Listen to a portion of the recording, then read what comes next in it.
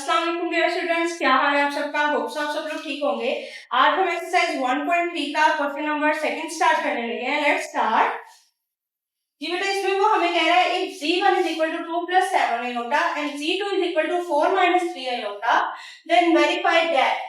अब ये उसने आपको एक इक्वेशन दे दी है, आपके पास z1 की वैल्यू ये है, z2 की वैल्यू ये है, तो हम क्या करेंगे, पहले लेफ्ट हैंड साइड लेके उसको सॉल्व करेंगे और फिर राइट हैंड साइड लेके उसको सॉल्व करेंगे। तो लेट्स स्टार्ट। अब हमारे पास क्या है, z1 प्लस z2। सबसे पहले हम निकालेंगे। अब z1 की वैल्यू आपके पास ऊपर क्या है, अब मैं इसको लिख रही हूँ फ्रॉम लेफ्ट हैंड साइड। अब मैंने लेफ्ट हैंड साइड को पहले शुरू किया है। अब z1 मेरे पास क्या है, 2 प्लस 7 आयोटा, प्लस z2 मेरे पास क्या है, 4 माइनस 3 आयोटा। फिर इनको मैंने ब्रैकेट्स हटा दी, तो 2 plus 7 iota plus 4 minus 3 iota. अब रियल नंबर के साथ होगा और इमेजिनरी के साथ होगा। तो ये आपके पास क्या आ जाएगा, 2 में 4 प्लस किया तो 6 प्लस, अब प्लस माइनस माइनस, 7 में से 3 निकाले तो 4 और आपके पास बड़ी वैल्यू के साथ प्लस था तो प्लस आ जाएगा, प्लस 4 आयोटा। ये मेरे पास वैल्यू आई है z1 प्लस z2 की, लेकिन उसने हमें कहा है z1 प्लस z2 का कॉन्जुगेट। ऊपर ये जो बार होती है इसको कॉन्जुगेट बोलते हैं। तो मैं क्या कर रही हूँ, taking conjugate on both sides, taking conjugate on both sides. अब मेरे पास क्या हो गया कि z1 प्लस z2 के ऊपर मैंने बार लगा दी और यहाँ पे जैसे कि मैंने आपको पिछले क्वेश्चंस में बताया था कि कॉन्जुगेट में क्या होता है, जो इमेजिनरी नंबर होता है उसके साथ जो साइन होता है, अगर वो पॉजिटिव हो तो वो नेगेटिव में चेंज हो जाता है, नेगेटिव हो तो वो पॉजिटिव में चेंज हो जाता है। तो 6 माइनस 4 आयोटा जो है वो इसका लेफ्ट हैंड साइड का आंसर है। तो z1 प्लस z2 कॉन्जुगेट की वैल्यू का आंसर क्या है, 6 माइनस 4 आयोटा। इसको मैं कह दूंगी equation number 1। Now let's start right hand side. अब बेटा जी राइट हैंड साइड में आपके पास क्या है कि उसने कहा है कि z1 का कॉन्जुगेट प्लस z2 का कॉन्जुगेट। तो सबसे पहले z1 हमारे पास जो है वो है 2 प्लस 7 आयोटा, तो इसका कॉन्जुगेट क्या निकलेगा, जैसे कि z कॉन्जुगेट जो है वो यहाँ पे आ जाएगा, z1 कॉन्जुगेट 2 प्लस 7 आयोटा है तो ये 2 माइनस 7 आयोटा हो जाएगा। इसी तरह z2 की वैल्यू आपके पास बेटा जी क्या है, 4 माइनस 3 आयोटा, तो z2 का जो कॉन्जुगेट होगा वो 4 प्लस 3 आयोटा आ जाएगा आपके पास। ठीक है बेटा। उसके बाद आपने क्या किया, उसने कहा क्या है, z1 कॉन्जुगेट को प्लस करें z2 कॉन्जुगेट के साथ। तो जो उसने कंडीशन हमें बताई है हम उस कंडीशन को अप्लाई करते हैं कि z1 का कॉन्जुगेट प्लस z2 का कॉन्जुगेट। जब हमने इसको प्लस किया, जैसे कि इसका आंसर 2 माइनस 7 आयोटा था, बीच में प्लस आ गया तो यहाँ पे 4 प्लस 3 आयोटा आ गया आपके पास, और ये आपके पास जो है 2 minus 7 iota plus 4 plus 3 iota. मैंने यहाँ पे सिर्फ क्या किया है, ब्रैकेट्स को खत्म किया है। तो रियल नंबर के साथ 4 प्लस का है और 2 भी प्लस का है, तो 2 और 4 कितना हो गया टोटल 6, माइनस प्लस माइनस, 7 में से माइनस प्लस माइनस होता है। अब 7 में से 3 आपने निकाले तो 4 बच गए, चूंकि बड़ी वैल्यू के साथ माइनस था तो माइनस 4 आयोटा। ये मेरे पास किसका आंसर आया है, ये मेरे पास आंसर है z1 conjugate plus z2 conjugate का, और इसको मैंने कह दिया इक्वेशन नंबर 2। अच्छा मैं आपको एक और बात बताऊं, सिंपल जो बात है, जिस तरह आप ये बोलते हो ना उसी तरह आपने फाइंड करना होता है। जैसे कि मेरे बोलने का क्या तरीका है, जैसे कि मैं कह रही हूँ z1 प्लस z2 होल का कॉन्जुगेट। ठीक है, पहले मैंने z1 प्लस z2 बोला, बाद में कॉन्जुगेट बोला, तो पहले मैंने z1 प्लस z2 निकाल लिया और फिर उसका कॉन्जुगेट निकाला। इसी तरह जब मैं राइट हैंड साइड में गई हूँ तो मैंने क्या कहा है कि z1 का कॉन्जुगेट प्लस z2 का कॉन्जुगेट। तो पहले मैंने z1 का कॉन्जुगेट निकाला, फिर मैंने z2 का कॉन्जुगेट निकाला और बाद में उन दोनों को क्या कर दिया, प्लस। तो जिस तरह हम इसको क्वेश्चन को पढ़ते हैं उसी तरह उसका क्या आ जाता है, आंसर आप सिंपली निकाल सकते हैं। अच्छा जी, ये मैंने इक्वेशंस क्यों बनाई थी, ये इक्वेशन बनाने का ये मकसद था कि ये लेफ्ट हैंड साइड का आंसर है और ये राइट हैंड साइड का आंसर है। तो फ्रॉम इक्वेशन नंबर 1 एंड 2 हम कह सकते हैं कि लेफ्ट हैंड साइड इक्वल है राइट हैंड साइड के, मतलब ये जो z1 प्लस z2 होल का कॉन्जुगेट जो है वो इक्वल है z1 conjugate plus z2 conjugate के। तो लास्ट में मैं सिर्फ लिख दूंगी from equation number 1 and 2, from equation 1 and equation number 2 हमारे पास क्या आंसर आ गया है, हमारे पास आंसर आ गया है कि left hand side equal to right hand side. आप चाहे तो एक दफा आंसर भी क्वेश्चन जो है वो दोबारा भी लिख सकते हैं, दैट इज योर चॉइस। ये आपका जो है पार्ट 1 जो है वो कंप्लीट हो चुका है। Now let's start part 2। तो बेटा पार्ट 2 में हमारे पास क्या है, Z1, अब ये हम डॉट लगा हुआ है। अब डॉट किसको कहते हैं, मल्टीप्लिकेशन को कहते हैं, सिंपल।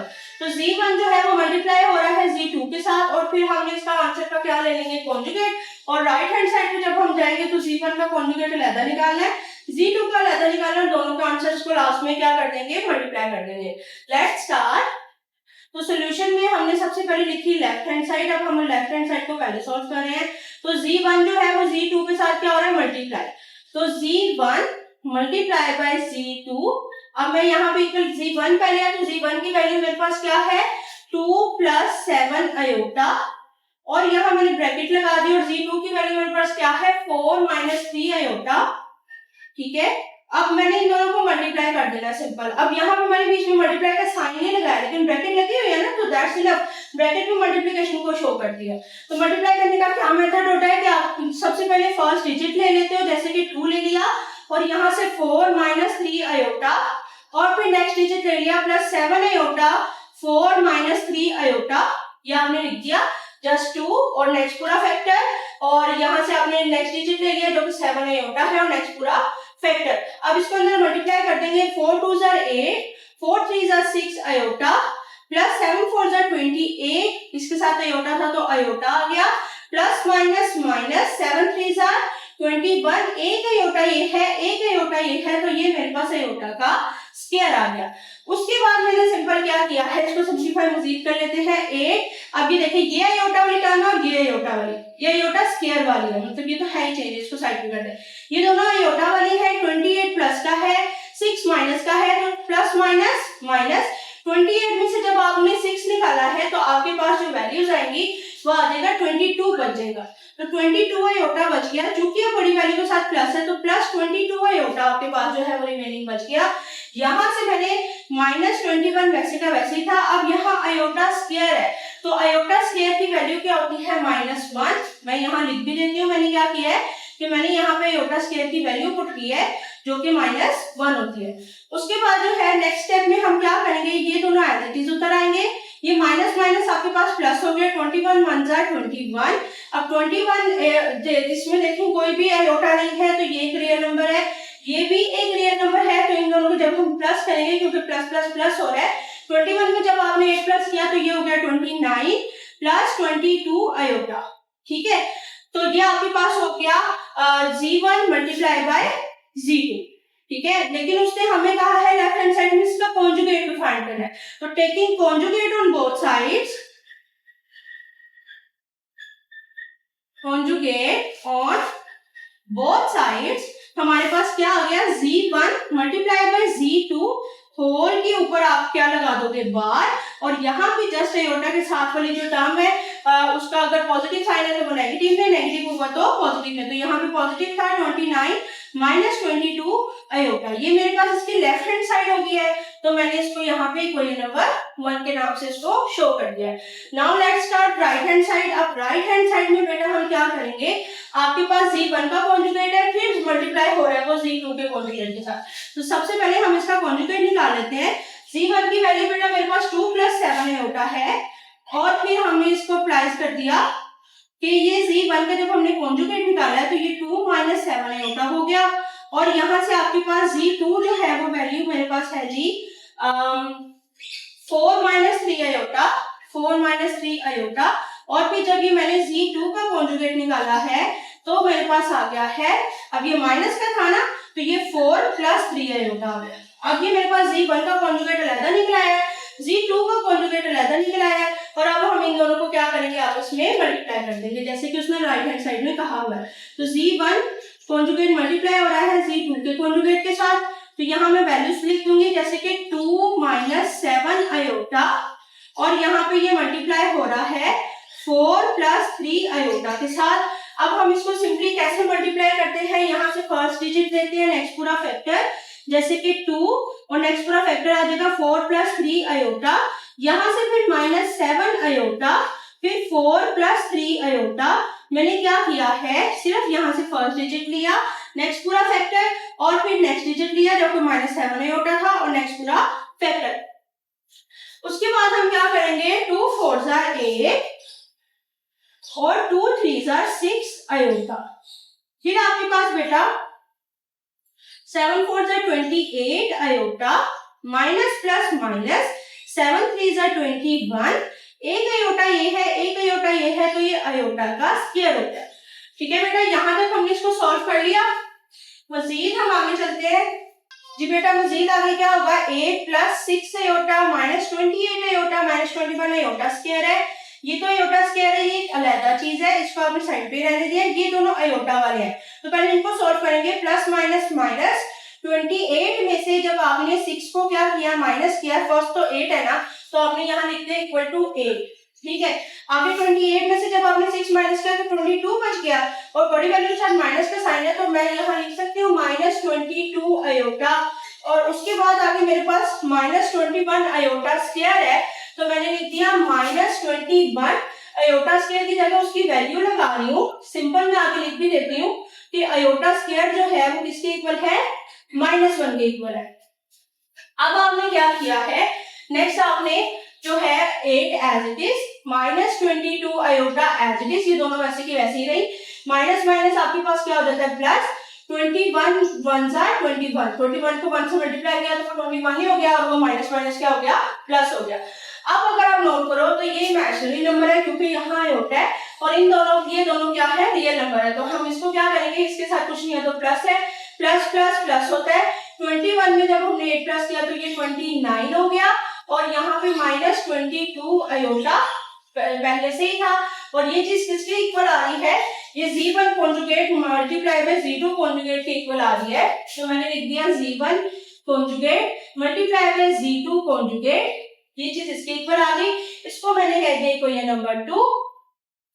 अब इक्वेशन 1 अगर आप देखें कि 29 - 22 आयोटा, और इक्वेशन 2 देखें 29 - 22 आयोटा, तो मैं लिख सकती हूँ from equation number 1 and 2, from equation 1 and equation number 2 हमने प्रूव कर दिया कि लेफ्ट हैंड साइड जो है वो इक्वल है राइट हैंड साइड के। अब लेफ्ट हैंड साइड और राइट हैंड साइड कैसे इक्वल है, जैसे कि मैंने आपको बताया कि आप क्वेश्चन भी अगेन लिख सकते हो। जैसे कि मैं लिख रही हूँ कि Z1 जो है वो मल्टीप्लाई हो रहा है Z2 के, आगे फिर 4 का कॉन्जुगेट ले लेना है, और फिर यहाँ पे Z1 का कॉन्जुगेट मल्टीप्लाई हो रहा है Z2 के कॉन्जुगेट के साथ। Now let's start part 3। ये बेटा पार्ट 3 में हमारे पास क्या है, अब यहाँ पे डिवीजन आ गई है कि Z1 ओवर Z2 को पहले आप डिवाइड करेंगे और फिर उसका कॉन्जुगेट, और फिर इक्वल की दूसरी साइड पे जो है वो Z1 का कॉन्जुगेट, वो डिवाइड होगा Z2 के कॉन्जुगेट के साथ। तो लेट्स स्टार्ट। सबसे पहले हमने लेफ्ट हैंड साइड को लिया है। अब लेफ्ट हैंड साइड में क्या हो रहा है कि Z1 को जो है वो डिवाइड करेंगे Z2 के साथ, तो Z1 ओवर Z2, अब Z1 की जगह Z की वैल्यू आ गई, जो कि Z1 की वैल्यू आ गई 2 + 7 आयोटा, और Z2 की जगह 4 - 3 आयोटा, इसकी वैल्यू आ गई। अब आपको पता है कि कॉम्प्लेक्स नंबर में जब भी आप डिवीजन वाला क्वेश्चन करते हो तो डिनोमिनेटर के कॉन्जुगेट के साथ मल्टीप्लाई और डिवाइड करते हो। तो यहाँ पे हम स्टेप में यही करेंगे कि मल्टीप्लाई करेंगे डिनोमिनेटर के कॉन्जुगेट के साथ, जैसे कि 4 + 3 आयोटा डिवाइडेड बाय 4 + 3 आयोटा। ठीक है, इसको कॉन्जुगेट के साथ हमने मल्टीप्लाई और डिवाइड किया। अब हम इसको मजीद सिंप्लीफाई कर लेते हैं। अब हम इसमें क्या करेंगे, सबसे पहले ब्रैकेट्स लगा लेते हैं ताकि हमें जो है कंफ्यूजन ना हो कि क्या चीज किसके साथ मल्टीप्लाई होनी है और क्या चीज किसके साथ डिवाइड होनी है। तो 4 - 3 आयोटा और 4 + 3 आयोटा, मैंने क्या किया है, सिर्फ इनको साथ साथ लिख के इनको ब्रैकेट्स में कन्वर्ट कर दिया। अब ऊपर जैसे ये वैल्यू और है और ये टर्म और कोई टर्म है, तो इनको मल्टीप्लाई कर लेंगे। यहाँ से फर्स्ट डिजिट 2 आ गया, नेक्स्ट पूरा फैक्टर तो 4 + 3 आयोटा, और यहाँ से नेक्स्ट डिजिट जैसे कि 7 आयोटा आ गया, और नेक्स्ट पूरा फैक्टर 4 + 3 आयोटा। तो ये बेटा जी आपने ऊपर मल्टीप्लाई कर दिया। अगर अब आप इक्वल के नीचे वाली साइड पे देखो तो ये a - b और a + b वाला फॉर्मूला लग रहा है, जैसे कि a की टर्म सेम है, b की टर्म सेम है, और a चीज माइनस में a चीज प्लस में है, तो ये आपके पास आ गया कि 4 का स्क्वायर - 3 आयोटा का स्क्वायर। तो ये आपने आगे क्या करना है, 2 4s are 8, 2 3s are 6 iota plus 7 4 जा 28 आयोटा प्लस प्लस प्लस, अब ये 7 3 जा 21, एक आयोटा ये है, एक आयोटा ये है, तो आयोटा का स्क्वायर डिवाइडेड बाय, अच्छा मैं यहाँ पे आपकी आसानी के लिए फॉर्मूला भी लिख देती हूँ कि मैंने कौन सा फॉर्मूला अप्लाई किया है। कि बेटा जो मैंने अप्लाई किया a square minus b square equal to a plus b और a माइनस b वाला फॉर्मूला, ठीक है।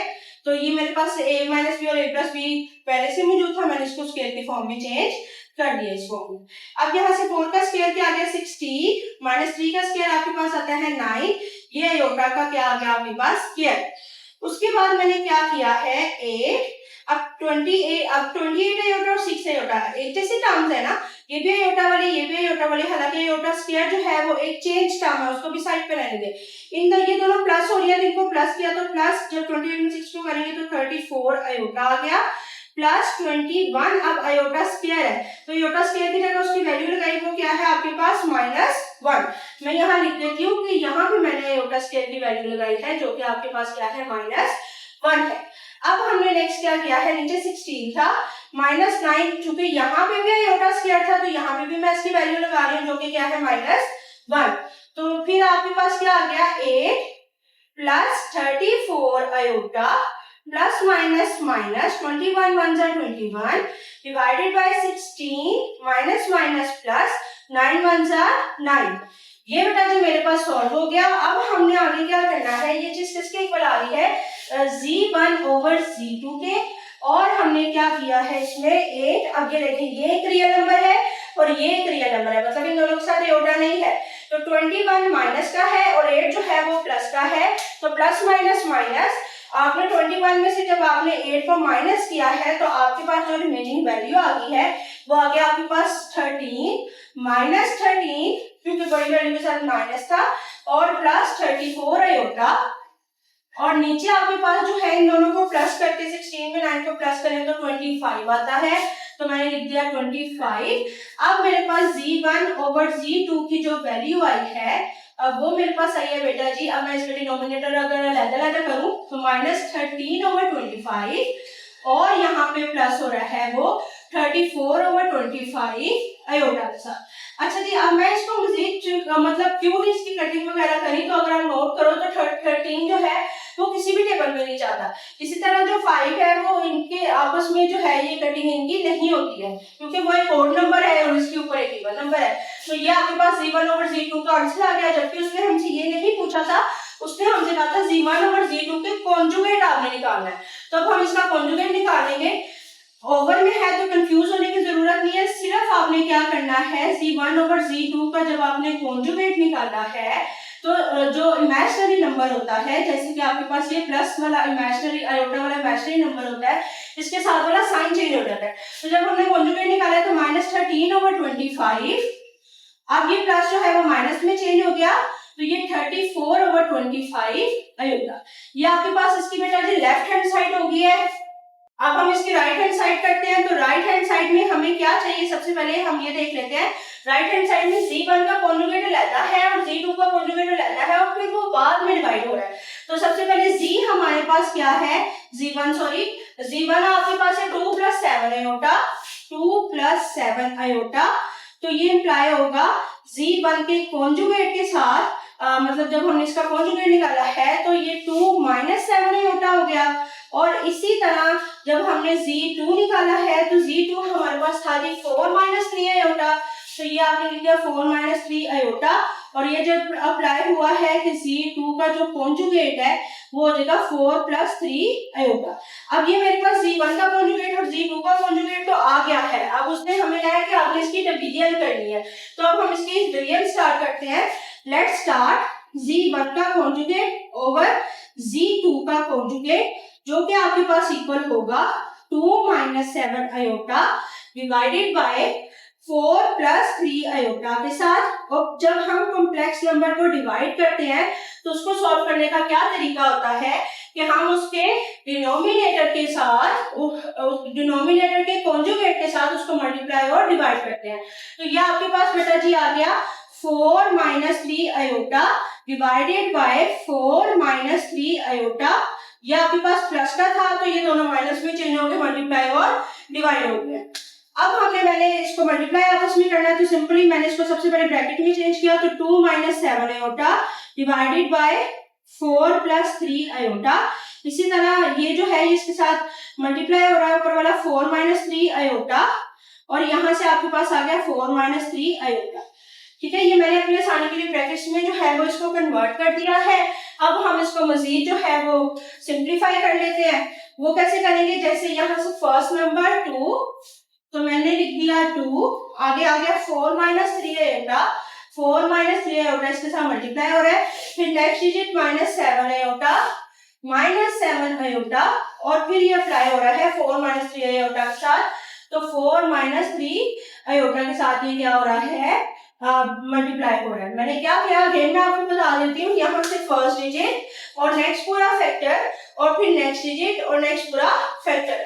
अब नीचे अगर आ जाए तो ये देखिए 4 प्लस 3 आयोटा और 4 माइनस 3 आयोटा, यहाँ पे ये फॉर्मूला अप्लाई हो रहा है a प्लस बी और a माइनस बी, जब मल्टीप्लाई होते हैं तो वो क्या होता है जी, a का स्क्वायर माइनस b का स्क्वायर। अब यहाँ पे a की जगह 4 था और b की जगह 3 आयोटा था, तो ये मैंने लिख दिया 4 का स्क्वायर माइनस 3 आयोटा का स्क्वायर। मैं फॉर्मूला आपकी आसानी के लिए लिख भी देती हूँ कि a square minus b square equal होता है a प्लस b और a माइनस b के, तो ये आपस में मल्टीप्लाई हो रहे हैं।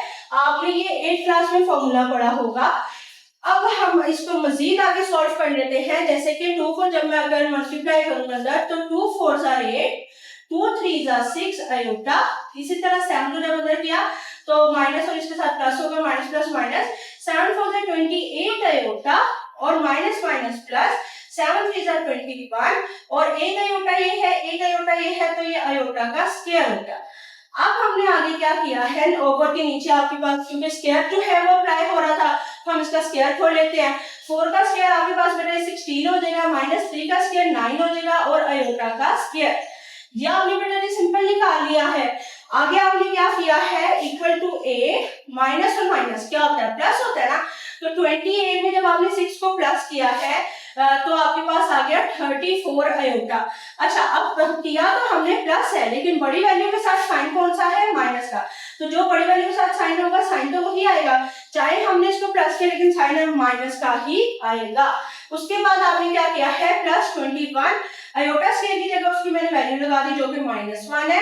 मैं आपकी आसानी के लिए लिख भी देती हूँ कि आयोटा स्क्वायर की वैल्यू जो है वो -1 है, जो कि मैंने इस स्टेप में अप्लाई की है। अब नीचे भी 16 -9 आयोटा स्क्वायर की जगह उसकी वैल्यू लगा दी जो कि क्या थी, -1। सिर्फ मैंने इस स्टेप में क्या किया है, आयोटा आयोटा वैल्यूज को इक्वल किया है, मतलब उनको प्लस और प्लस किया, और यहाँ पे आयोटा स्क्वायर की जगह उसकी वैल्यू लगा दिया। अब नेक्स्ट हम इसको मजीद सिंप्लीफाई कर लेते हैं, जैसे कि 8 minus 34 iota plus minus minus 21 1 jar 21 divided by 16 minus minus plus 9 1 jar 9, और फिर अगर आप देखें ये रियल नंबर है और ये रियल नंबर है, ये प्लस का है और ये माइनस का है। अब प्लस माइनस क्या होता है, -21 में से जब आपने 8 निकाला है तो ये आपके पास बचेगा 13। अब चूंकि बड़ी वैल्यू के साथ माइनस है तो -13, और आगे आपके पास -34 आयोटा आपने लिख दिया, और नीचे 16 में जब आपने 9 को प्लस किया है तो ये आ गया है 25। अच्छा, अब ये चीज किसके इक्वल आ रही थी, ये चीज इक्वल आ रही थी Z1 conjugate divided by Z2 conjugate के साथ, तो आपने लिख दिया यहाँ पे Z1 conjugate divided by Z2 conjugate, और फिर ये किसके इक्वल आ गया। अगर मैं इसका जो है रियल पार्ट और इमेजिनरी पार्ट अलग-अलग करूं तो ये मेरे पास आ गया -13/25, और यहाँ पे आ गया -34/25 आयोटा। अब यहाँ पे मेरे पास राइट हैंड साइड जो है वो खत्म हो गई है, जैसे कि ये लेफ्ट हैंड साइड का आंसर क्या था, -13/25 -34/25 iota. Same as it is right hand side का आंसर है -13/25 -34/25 आयोटा। इसको मैं कह दूंगी इक्वेशन नंबर 1, इसको मैं कह दूंगी इक्वेशन नंबर 2, और मैं यहाँ पे एंड पे लिख दूंगी from equation 1 and 2, from equation number 1 and equation number 2 हमारे पास क्या आ गया है, left hand side equal to right hand side आ गई है। तो मैंने यहाँ लिख दिया कि left hand side equal to right hand side, और अगर मैं चाहूँ तो क्वेश्चन भी अगेन लिख सकती हूँ, आप भी लिख सकते हो, Z1/Z2 होल का कॉन्जुगेट जो है वो इक्वल होता है Z1 के कॉन्जुगेट ओवर Z2 के कॉन्जुगेट के साथ। जी बेटा, ये आपके पास पार्ट जो है वो 3 जो है वो कंप्लीट हो चुका है। अब आज क्वेश्चन नंबर 2 के तीनों पार्ट जो है वो आपके कंप्लीट हो चुके हैं। क्वेश्चन नंबर 2 कंप्लीट हो चुका है। मजीद आपको कोई क्वेश्चन है, कोई थ्योरी है, तो आप मुझसे कमेंट बॉक्स में पूछ सकते हैं। मैं आपके कमेंट का जो है वो जरूर जवाब दूंगी। और अगर आप ऑनलाइन क्लासेस भी लेना चाहते हैं तो आप मुझसे कॉन्टेक्ट कर सकते हैं। मजीद अपना ख्याल रखेगा, मेरा चैनल जरूर सब्सक्राइब कर लीजिएगा। ओके, अल्लाह हाफिज।